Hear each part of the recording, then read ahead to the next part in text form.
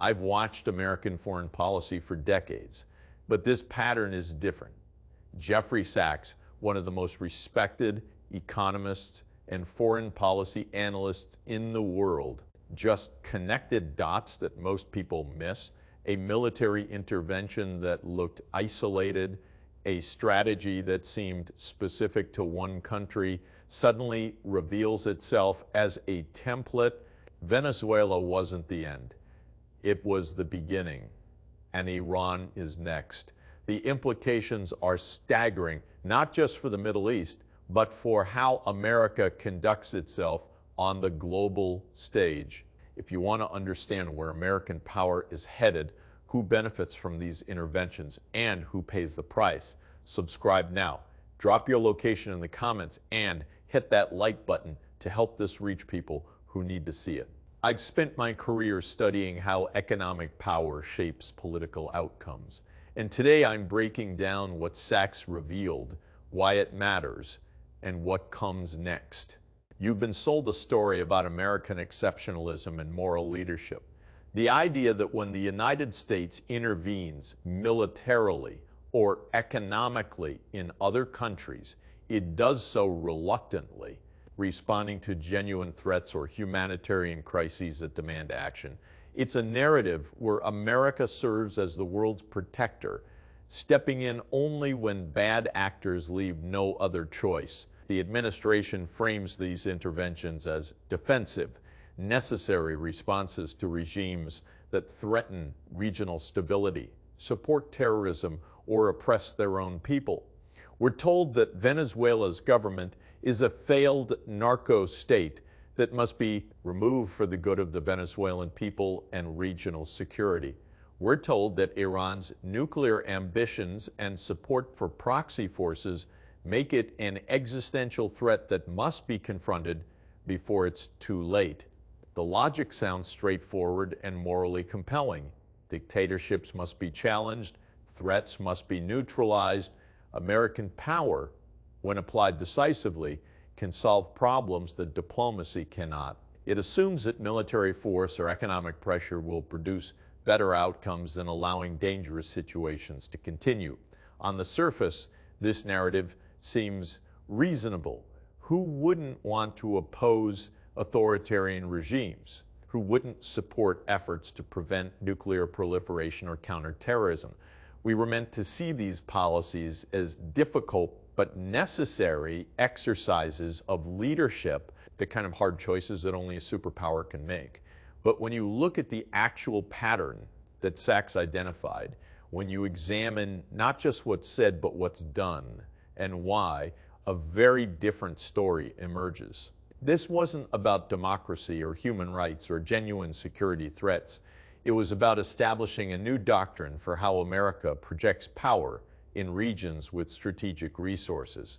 And I want to walk you through exactly what Sachs revealed, because it exposes something fundamental about where American foreign policy is headed and why that should alarm anyone who cares about international stability. What Jeffrey Sachs actually documented is the opposite of defensive necessity. When the United States moved militarily into Venezuela, it wasn't responding to an imminent threat or a humanitarian catastrophe that required armed intervention. It was testing a new approach to regime change, one that bypasses international law, ignores multilateral institutions, and operates on the assumption that American military power can simply reshape other countries when economic pressure fails. This isn't a display of strength or moral clarity. It's a revelation of how far American foreign policy has drifted from its stated principles. The international community recognized this immediately, even if American media coverage framed it as a liberation or a necessary intervention. The moment American forces entered Venezuela, the entire calculus of international relations shifted.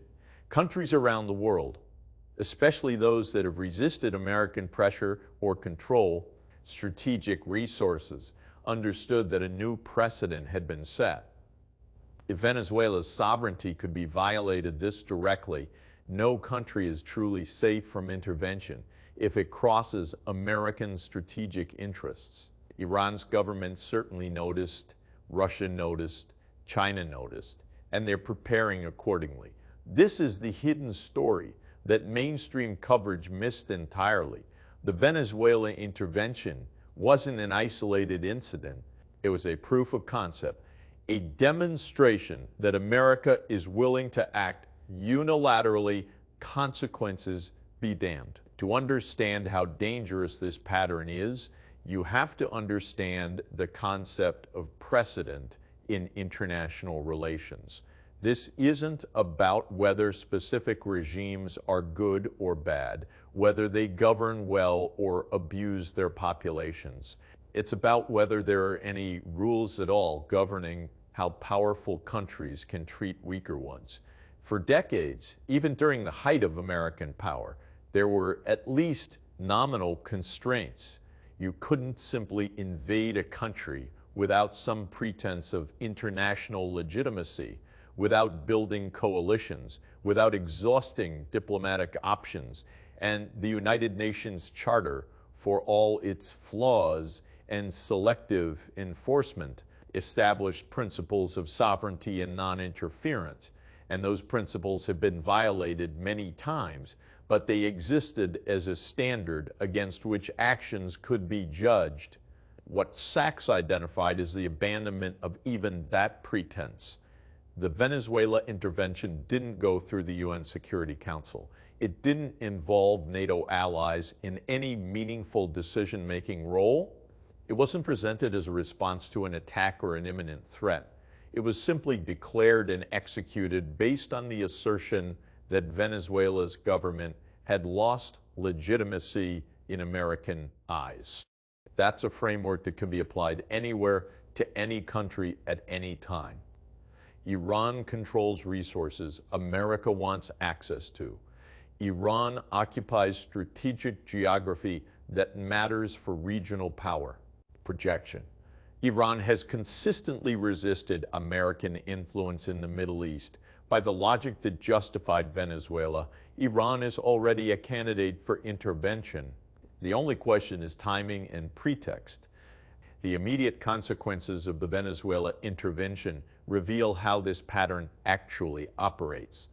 The stated goal was to liberate the Venezuelan people from an oppressive regime and restore democracy. The actual result has been chaos, instability, and suffering on a scale that dwarfs anything that came before. Infrastructure that was struggling now lies in ruins. Oil production that kept the economy functioning has collapsed. Millions of people who had some access to food, medicine, and basic services now have virtually nothing. This wasn't an accident or an unintended consequence. This is what military intervention produces when the planning focuses on regime removal rather than what comes after. But here's what American policymakers either don't understand or don't care about. The devastation in Venezuela doesn't serve as a warning against future interventions. It serves as a model. The chaos creates opportunities for American companies to acquire assets at bargain prices. The instability justifies continued military presence. The suffering can be blamed on the previous regime rather than the intervention itself.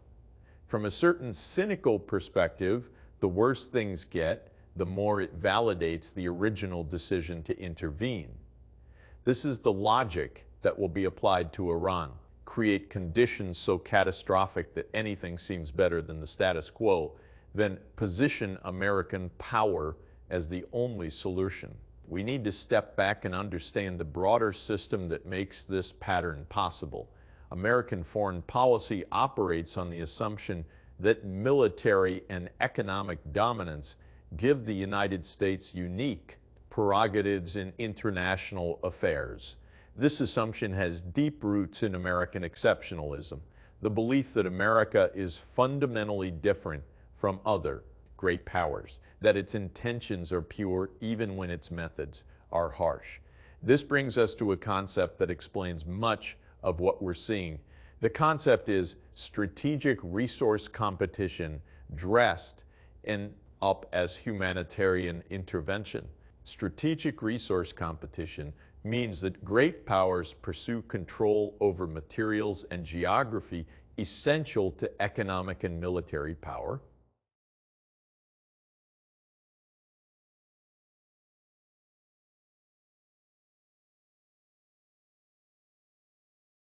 Countries that control these resources have leverage, and countries that want access to them have incentives to remove governments that won't cooperate. If you're a genuinely democratic country with resources that America wants and you're willing to trade on favorable terms, you face minimal pressure, regardless of your domestic policies. If you're an authoritarian country without strategic resources, you might face criticism but rarely intervention.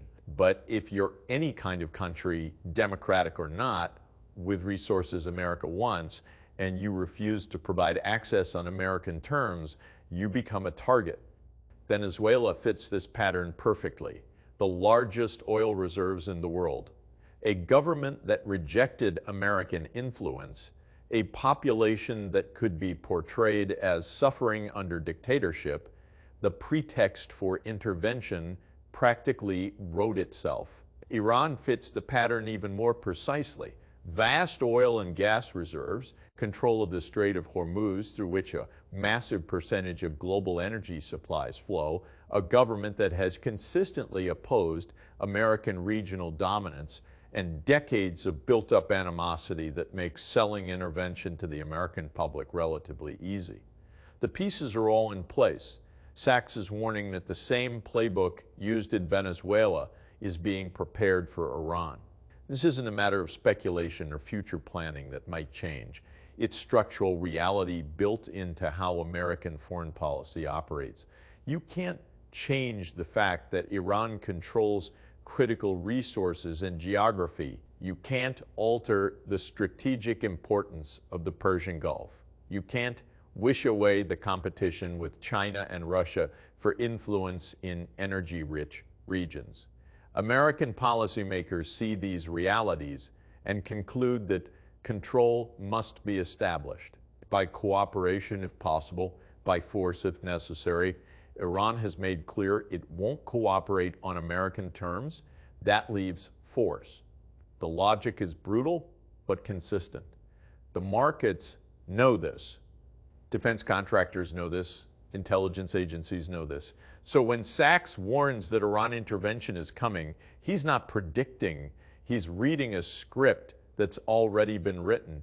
The mechanics of how this intervention would unfold are worth understanding because they reveal how modern American military action actually works. There won't be a formal declaration of war. There won't be a congressional debate about whether intervention serves American interests. There will be an incident, real or manufactured, that provides justification for immediate military response. Iranian proxies attack American forces or allies in the region. An American ship is damaged in the Persian Gulf. Intelligence claims reveal imminent threats that require preventive action. The specifics don't matter as much as the pattern. Something will happen that allows the administration to claim it's in responding to aggression rather than initiating it. Once military action begins, it will be framed as limited and targeted surgical strikes against military facilities, neutralizing specific threats, degrading Iran's capability to act against American interests. But limited action has a way of expanding once it begins. Iranian forces respond to attacks, regional allies get drawn in, infrastructure that seemed military turns out to be dual use, connected to civilian systems. What starts as airstrikes becomes a broader campaign. What was supposed to take days stretches into weeks, then months. And before long, you have another open-ended American military commitment in the Middle East with no clear exit strategy and devastating consequences for the targeted population. This keeps happening because American foreign policy operates on assumptions that haven't been updated despite decades of evidence that they don't work. You hear about threats to American interests and assume military force can solve the problem. That's not how it works. Military intervention can destroy governments, demolish infrastructure, and kill enormous numbers of people. What it can't do is create stable, pro-American regimes in their place. Every intervention since the Cold War has demonstrated this. Iraq, Libya, Afghanistan, Syria. Each time the promise is that this will be different, that this time we've learned from past mistakes, that this time we have a plan for what comes after regime change. And each time the result is chaos, suffering, and outcomes that often leave situations worse than before intervention. But here's the crucial thing to understand. For the people making these decisions, for the institutions that benefit from perpetual conflict, the interventions aren't failures. Defense contractors see profits soar. Intelligence agencies see budgets increase and authority expand. Political leaders use foreign conflicts to rally domestic support and distract from domestic failures. The revolving door between military service, defense industry jobs, and policy positions means the same people keep making the same decisions regardless of outcomes. From their perspective, the system works perfectly. It's only a failure if you measure success by whether ordinary people, American or foreign, actually benefit from these policies. And this raises the most important question in understanding American foreign policy: who benefits and who pays when intervention in Iran is proposed or initiated. American officials will want you to believe it's about protecting the Iranian people from an oppressive regime, preventing nuclear proliferation, or defending regional allies from aggression. But that's not how these interventions actually work. The Iranian regime won't be the primary victim. Authoritarian governments are resilient, and their leaders have escape plans, hidden assets, and protection. If anything, intervention strengthens their hold on power by creating external threats that justify internal repression. The real winners are easier to identify. Defense contractors who see massive increases in military spending, companies positioned to acquire Iranian assets once the government collapses. Regional powers like Saudi Arabia and Israel who want Iranian influence diminished, American politicians who use military action to appear strong and decisive, financial interests who profit from instability and reconstruction. These groups don't bear any costs from intervention, they actively benefit from it. The more chaotic and prolonged the intervention, the more opportunities they have to profit. Who pays? The Iranian people, who will see their country devastated. Families who lose access to electricity, clean water, medical care. Children who grow up in war zones. Workers who lose livelihoods when infrastructure is destroyed. Iranian civilians didn't choose their government's foreign policy. They didn't decide to challenge American regional dominance. They're just trying to live their lives, raise their families, pursue some measure of security and prosperity. For them, American intervention isn't liberation, it's catastrophe. And they have no way to escape it, no say in whether it happens, no recourse when their homes are destroyed or their relatives are killed as collateral damage. What makes this especially cruel is the knowledge that this is a deliberate choice. There are alternatives to military intervention, diplomacy, sanctions relief in exchange for verifiable commitments. Multilateral approaches that give Iran incentives to cooperate rather than resist. These alternatives exist and have worked in the past. The Iran nuclear deal, for all its imperfections, actually constrained Iran's nuclear program and opened pathways for reduced tensions. It was working until it was deliberately abandoned, not because it failed, but because it didn't serve the interests of groups that benefit from confrontation rather than cooperation. American families will also pay, though in different ways. Service members deployed to another Middle Eastern war, facing death or permanent injury. taxpayers funding interventions that cost trillions, while domestic needs go unmet. Communities that see their young people sent to fight wars that have nothing to do with actual defense, the opportunity costs of military spending that could address infrastructure, education, healthcare. These costs are real and substantial, even if they're spread out and less visible than the immediate devastation experienced by people in targeted countries. What makes the pattern Sachs identified so dangerous is that it represents a fundamental shift in American foreign policy doctrine for all the interventions and regime change operations of the past. There was at least some effort to maintain the fiction of international legitimacy, to build coalitions, to work through international institutions even when manipulating them.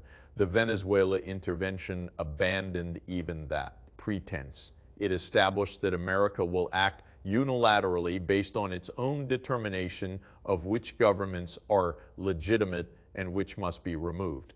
That's not a sustainable approach to international relations. It's a recipe for escalating conflict, breakdown of international norms, and eventually direct confrontation between great powers. China and Russia are watching this pattern and drawing conclusions.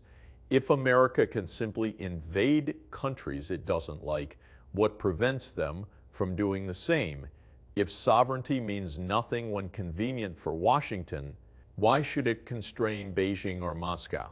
The international order, flawed and hypocritical as it often is, at least provided some framework for managing great power competition.